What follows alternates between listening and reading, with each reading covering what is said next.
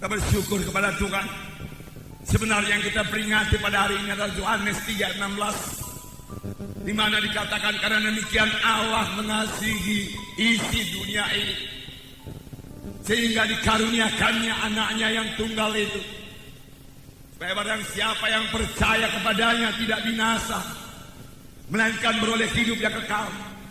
Barang siapa yang percaya kepadanya, siapa saja yang percaya kepadanya, siapa saja termasuk kita semua yang berhimpun di sini, apapun latar belakang saudara, suku, agama saudara, berita bagi saudara, Allah Bapa mengasihi saudara dan Dia tidak ingin saudara binasa. Dia mau supaya saudara sampai kepada hidup yang kekal. Oleh sebab itu Dia mengirimkan anaknya ke dunia ini, lahir menjadi manusia. Itulah Dia Tuhan Yesus Kristus, supaya barang siapa yang percaya kepadanya tidak binasa, melainkan beroleh hidup yang kekal. Tidak binasa, melainkan beroleh hidup yang kekal. Jadi ada dua perkara. Ada manusia yang akan binasa, ada yang beroleh hidup yang kekal. Tetapi biarlah kita mengerti, pengertian binasa di sini bukanlah mati dan lenyap, tidak. Binasa maksudnya di sini hukuman yang kekal. Tidak 100 tahun, tidak 200 tahun, tidak 1000 tahun. Tidak ada tertulis dalam Alkitab sesudah manusia ini 1000 tahun dihukum dalam neraka, kemudian Tuhan murah menyucikannya lalu kembali ke sorga. Tidak ada. Sekali neraka tetap neraka selama-lamanya. Inilah yang disebut binasa.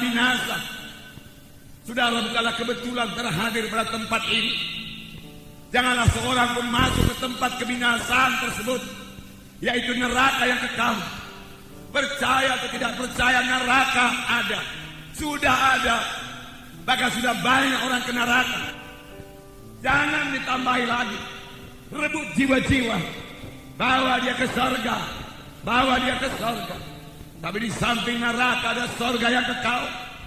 Surga selama-lamanya. Selama-lamanya senang.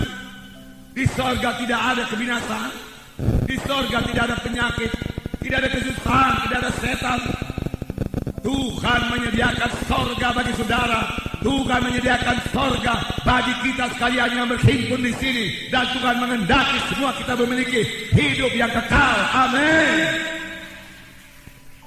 Karena firman Tuhan berkata, tidaklah Ia gemar seorang pun binasa, tetapi supaya sekaliannya sampai kepada pertobatan. Tuhan tidak suka seorang pun ke neraka.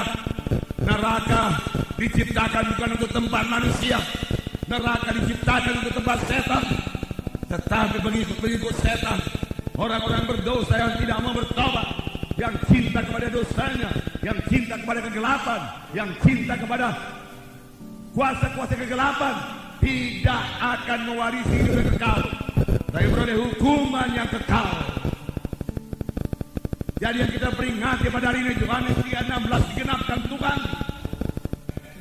Firman Tuhan berkata, sebagai anak-anak Tuhan bahkan kita harus mengetahui dengan pasti apakah kita sudah selamat atau belum, apakah kita sudah lahir baru atau belum.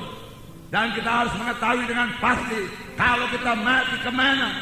Kalau kita mati sebagai anak-anak Tuhan, firman Tuhan berkata kita ke surga, di bawah Allah bersama-sama dengan Dia. Kalau kita hidup dalam Tuhan dan mati dalam Tuhan.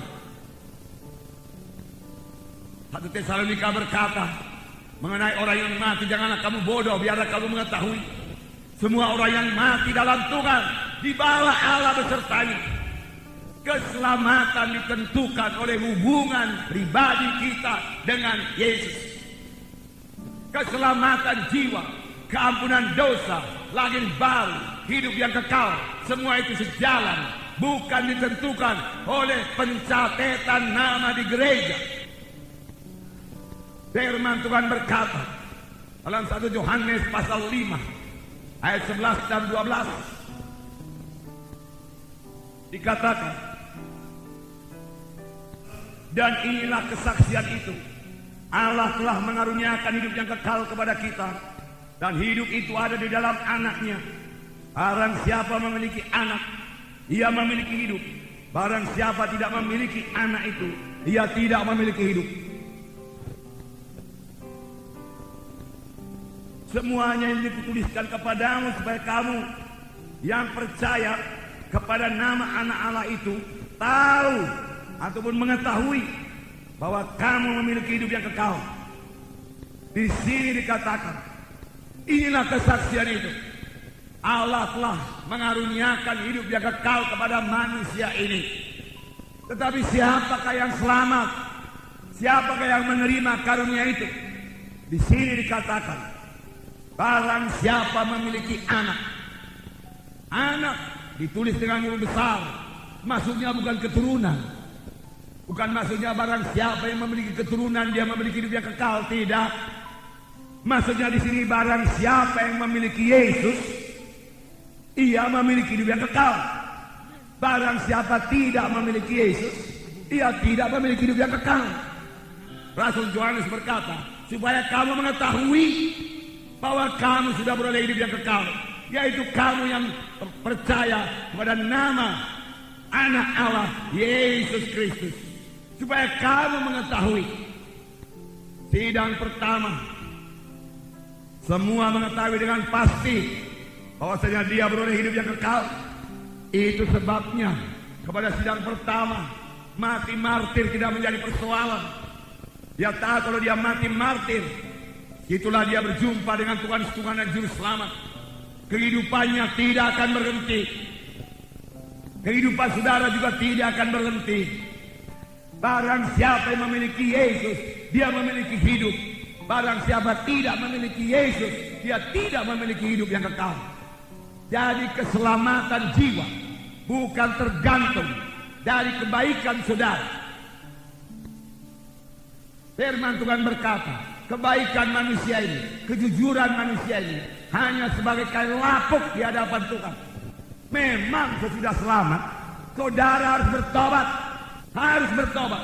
Dan sesudah kita selamat, yaitu sesudah kita menerima Yesus sebagai Tuhan dan Juru Selamat kita sanggup melawan dosa itu.